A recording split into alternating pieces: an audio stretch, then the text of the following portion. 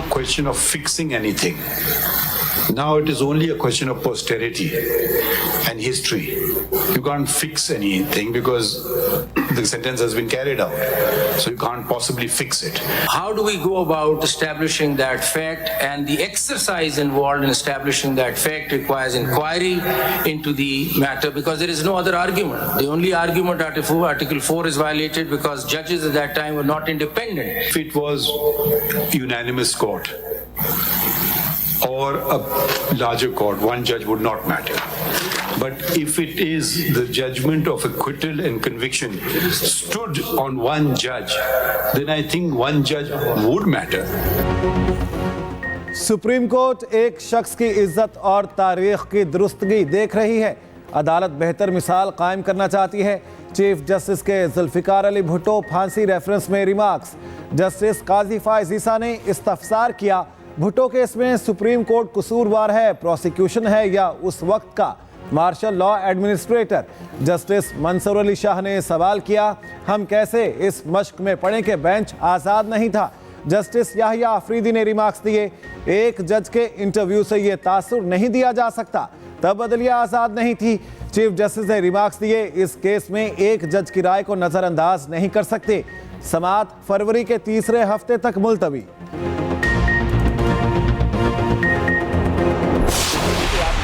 सियासत करे, अवाम का खिदमत करे, अवाम का नुमाइंदगी करे, मगर सबसे पहले खान साहब को तौबा करना पड़ेगा कि जो उसने एक बार फिर ये रवायत पाकिस्तान की सियासत में डाला है वो खुद माने अपना गलती। खान साहब का क्या मौकिफ रहा कि सारे चोरों को चौक पे आप फांसी दिलवा दे? क्या खान साहब का मौकिफ आज भी वही है? खान साहब ने तंकीद किया कि ये जमहूरियत नहीं, ये सियासी जमातों के दरमियान मुकमका है। जो एक्स्ट्रा ऑर्डिनरी फॉर्म्स रिजेक्ट हुए, आपको मालूम वो कब था? 2013 का इलेक्शंस में, जब खान साहब को लॉन्च किया गया। पीटीआई का अगर कोई मकसद है तो वही है कि मैं खेलूंगा या किसी को नहीं खेलने दूंगा। हम चाहते हैं कि कोई बहाना अब ना बने इलेक्शन को डिले करने के लिए, और हर सूरत में फरवरी 8 पे इलेक्शन होगा। जुल्फिकार अली भुट्टो रेफरेंस एक मौका है कि तारीख को दुरुस्त करें। बिलावल भुट्टो जरदारी की सुप्रीम कोर्ट के बाहर मीडिया से गुफ्तगू, कहा इंतखाबात 8 फरवरी को होंगे, तैयारी पकड़ लें। चीफ जस्टिस ने कहा था पत्थर पर लकीर है, इलेक्शन 8 फरवरी को होंगे। सेनेट क्या अक़वाम मुत्तहिदा से भी करारदाद मंजूर करा दें, इलेक्शन 8 फरवरी को ही होंगे। बानी पीटीआई ने अगर गुनाह किया है तो जेल में होना चाहिए। जो रिवायत सियासत में डाली गई उस पर बानी पीटीआई को तौबा करनी चाहिए। तमाम स्टेक होल्डर्स को अपनी गलतियां दुरुस्त करना होंगी। बिलावल भुट्टो जरदारी की सुप्रीम कोर्ट के गेट पर लतीफ खोसा से भी मुलाकात, खुशगवार अंदाज में दोनों ने एक दूसरे को गले लगाया।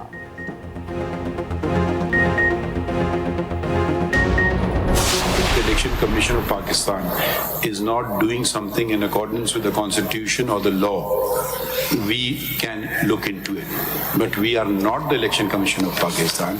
This point was also made very clear to you when the matter of elections came before us, that we will not settle the date of elections, which is the President or the Election Commission of Pakistan, or both they can do so. And they did so. We are not, if you're going to say today someone's paper has been snatched, someone's paper has been rejected, then what we are doing in law would be assuming the duties of the Election Commission of Pakistan, which is not our job. क्या PTI चाहती है 100% उम्मीदवारों के कागजात नामजदगी मंजूर करें? हमें बताएं इलेक्शन कमीशन की रिपोर्ट में क्या गलत है। हमें तहरीरी तौर पर बताएं कि जुमलेबाजी ना की जाए, अपने दुखड़े ना सुनाएं। लेवल प्लेइंग फील्ड केस में चीफ जस्टिस काजी फायज ईसा के रिमार्क्स।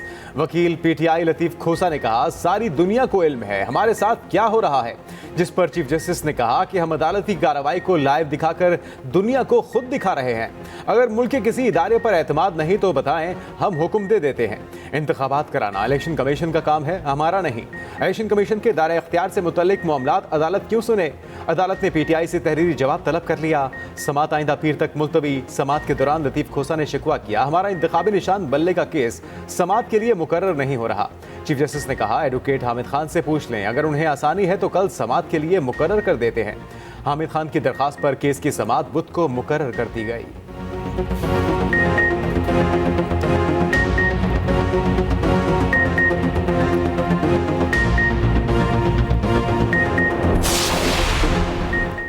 बानी पीटीआई और बुशरा बीबी के खिलाफ तोशाखाना नैब केस, अडयाला जेल में समात।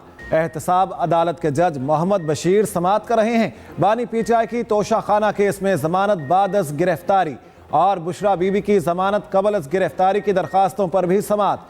अडयाला जेल में सिक्योरिटी के सख्त इंतजामात।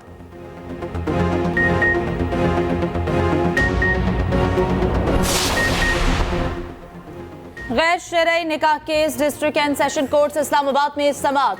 बानी पीटीआई बुशरा बीबी के खिलाफ गैर शरई निकाह केस में शामिल मुद्दई गवाहान के खिलाफ इंदराज मुकदमा की दरखास्त दायर। शहरी वसीम तहीम ने खावर मानिका, मुफ्ती सईद ओन चौधरी, मोहम्मद लतीफ, मोहम्मद हनीफ के खिलाफ इंदराज मुकदमा के लिए अदालत से रुजू कर लिया।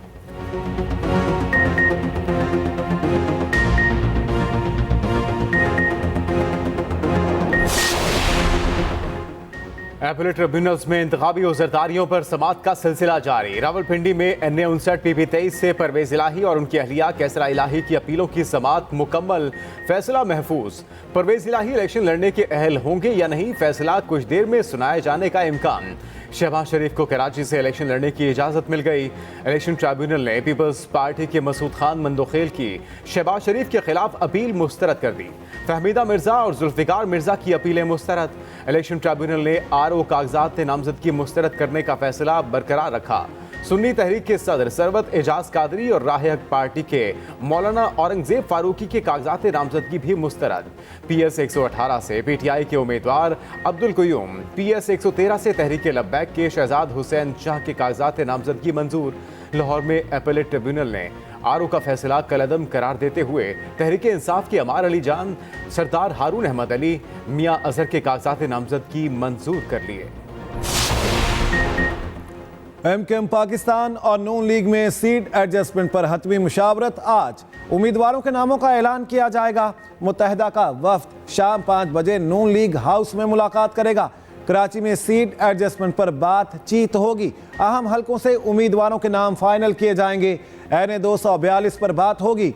मुस्तफ़ा कमाल और शहबाज शरीफ इस हलके से उम्मीदवार हैं।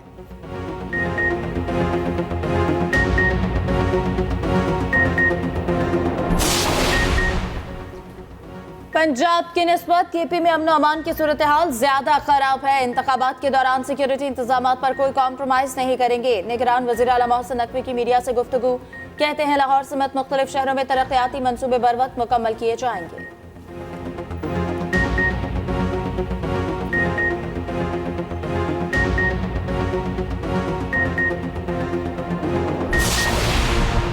सानिया 9 मई इश्तिहारी और दीगर मुल्जिमान के खिलाफ एक बार फिर क्रैकडाउन का आगाज। लाहौर पुलिस की ऑपरेशंस और इन्वेस्टिगेशन टीमों को टास्क सौंप दिया। 9 मई वाकयात पर लाहौर में 14 मुकदमात दहशतगर्दी और 49 मुकदमात दीगर संगीन दफात के तहत दर्ज हुए।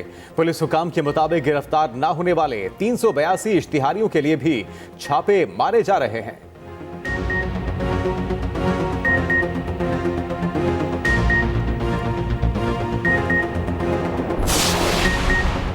बाजोड़ की तहसील मामून में पुलिस गाड़ी के करीब धमाका। तर्जुमान पुलिस के मुताबिक धमाके में 5 पुलिस एहलकार शहीद जबकि 22 जख्मी हो गए। लाशों और जख्मियों को अस्पताल मुंतकिल कर दिया गया। पुलिस की भारी नफरी जाए वक़ुआ पर पहुंच गई। इलाके में सर्च ऑपरेशन जारी।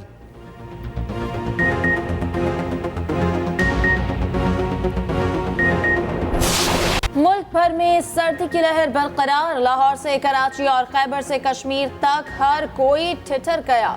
पंजाब, सिंध और खैबर पख्तूनख्वा के मैदानी इलाकों में शदीद धुंध का राज। ट्रैफिक का निजाम दरहम बरहम। शदीद सर्दी के बायस KP में प्राइमरी स्कूल में छुट्टियां बढ़ गईं।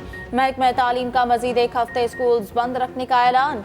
मिडिल और हाई स्कूल सुबह से खुलेंगे। औकातकार सुबह 9:30 बजे होंगे। सर्दी की लहर के पेश नज़र सिंध में भी स्कूल के औकातकार में तब्दीली। सूबाई महकमा तालीम के मुताबिक कराची रीजन में स्कूल सुबह 8:30 बजे खोले जाएंगे। सिंध के बाकी अजला में स्कूल सुबह 9 बजे शुरू किए जाएंगे। स्कूल के नए 31 जनवरी तक नाफिज रहेंगे। इसराइल की गजा पर वहशियाना हमलों का सिलसिला जारी। सेहूनी अफवाज ने वस्ती गजा में अल-अक्सा शोहदा अस्पताल पर ड्रोन हमला किया। कई मरीज और अमले के अफराद शहीद होने की इत्तला। फलस्तीनी वजारत सेहत ने 8 शहादतों की तस्दीक कर दी, जबकि आलमी इदारा सेहत ने 600 से जायद मरीजों और अमले के लापता होने का खदशा जाहिर कर दिया। दूसरी जानिब हमास और हिजबुल्लाह की मज़ाहमती कार्रवाइयाँ भी जारी। हिजबुल्लाह का इसराइली कस्बे अल-मतला के नज़दीक इसराइली फौजियों पर मिसाइल हमला, मुतादिद इसराइली फौजी हलाक और जख्मी।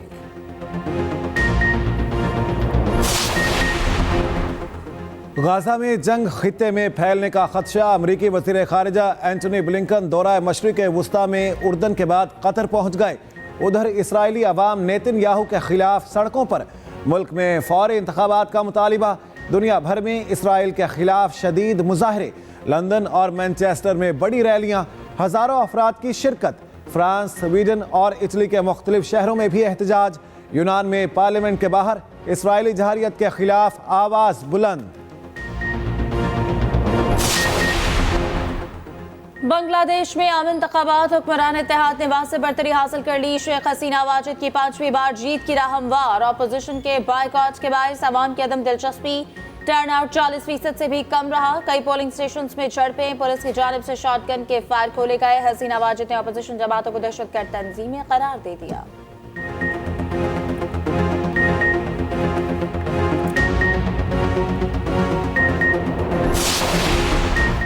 कौमी टीम कैंगरू से टेस्ट सीरीज हारने के बाद टी20 सीरीज के लिए कीवीज के देश पहुंच गई।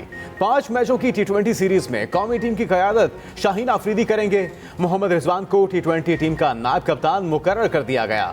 सीरीज का पहला मैच 12 जनवरी को ऑकलैंड में खेला जाएगा।